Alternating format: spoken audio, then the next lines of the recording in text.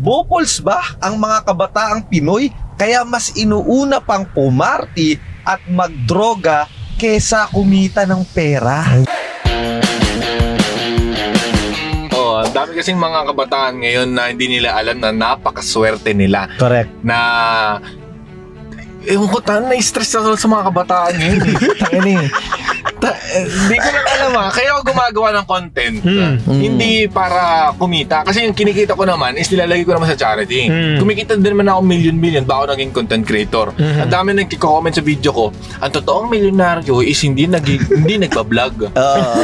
Na kayo ako gumagawa dahil sa inyo eh. Para matulungan namin kayo. Dahil yung mga utang na ito kasi ang goal ko talaga maraming negosyante. Oo. Mas maraming negosyante, mas maraming magiging trabahante. Correct. Pag maraming trabahante, uunad ang Pilipinas. Gaganda ekonomiya. Plus, personal brand ko pa. Oo. Kumbaga, benefits all.